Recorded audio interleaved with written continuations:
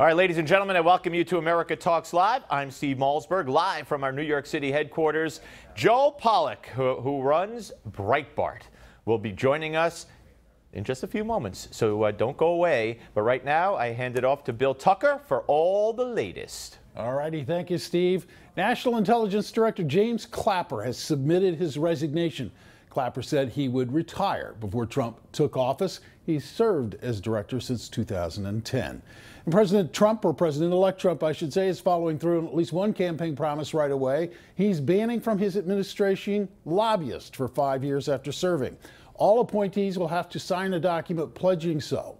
This is to make sure that people don't use their government to enrich their own lives. The majority of American public is warming up to the idea of President Trump.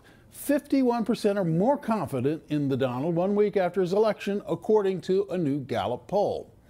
President Obama will bestow his last Presidential Medals of Freedom, the highest civilian honor given by the government, and one recipient, longtime Dodgers announcer Vin Scully. This year he's going to give it to you. Oh my gosh, no. Yes. So you've had. Are you sure? I mean, I'm just an old baseball announcer. Well, yeah, he's just an old baseball announcer. Others receiving the award: Robert De Niro, Tom Hanks, Michael Jordan, and Bruce Springsteen.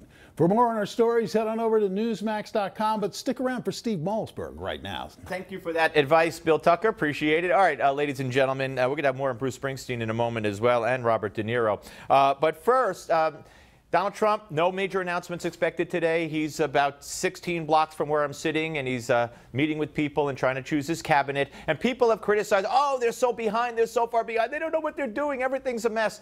Not really true on several levels, including the raw numbers, because Barack Obama, for instance, didn't make his first cabinet pick until week number 3 after the election. After that, he did 4 in week number 4. So there's a long way to go. This is week number 2, just started after the election. So Donald Trump is not behind. And other presidents, you can't find one except for Bush 41, who made 2 in the first week and 2 in the second week. Nobody else until the 4th week. So he's not behind at all. Don't believe the media spin, as we always say. You know that Hillary has blamed this loss on Comey. And Sid Blumenthal the other day said this. It was the result of a cabal of right-wing agents of the FBI in the New York office attached to Rudy Giuliani, who was a member of Trump's campaign. And I think it's not unfair to call it a coup. A coup, even? Yeah, a coup d'etat. Sorry about that. I stepped on Sid Blumenthal. It was a coup by Comey. Really? Oh, my gosh. And then there's Karen Finney, Clinton's spokeswoman, who blamed it on Bernie and the people in Bernie's camp who don't like women. One of the things we never really had a conversation about that, again, I think going forward we should talk about is how this country, how people feel about women in power. There is a reason that it is so hard for women, that we haven't had a female president before, and that it's harder for women candidates in executive positions.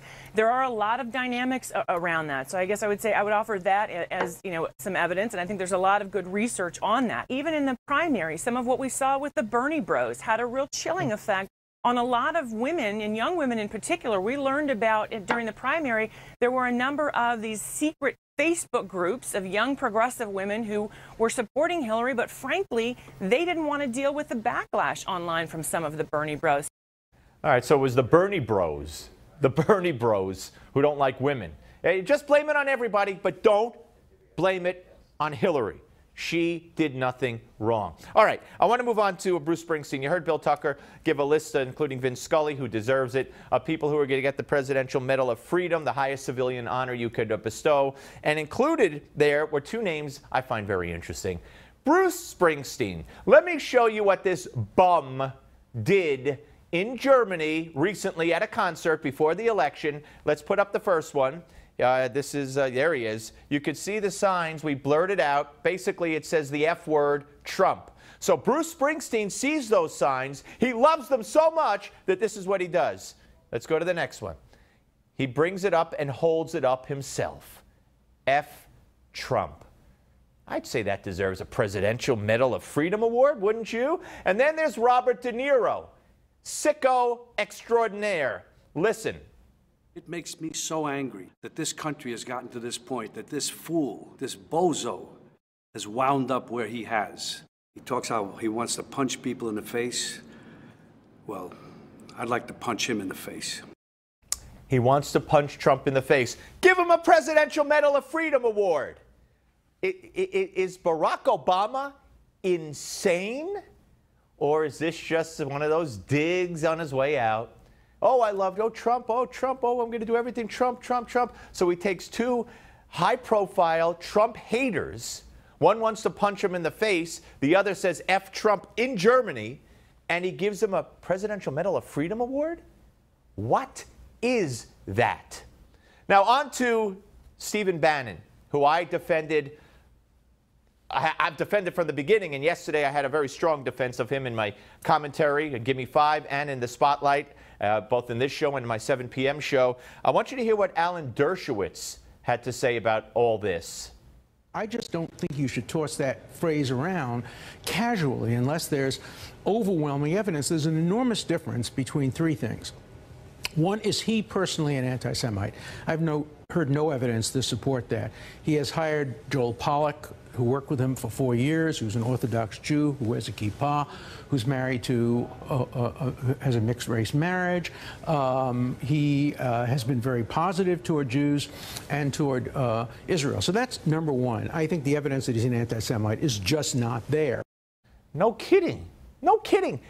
How are we even talking about him being an anti-Semite? My gosh, Keith Ellison, congressman from Minnesota, Muslim, who had a close affiliation with Louis Farrakhan, who went to Israel and took a derogatory picture of a sign and posted it on his Facebook page, which enraged many Jews all over the world. Keith Ellison, he's an okay guy. He's a good guy. He's had affiliations and spoken at groups that have reported links to radical Islam, but he's a good guy. Stephen Bannon, he's the enemy of our country.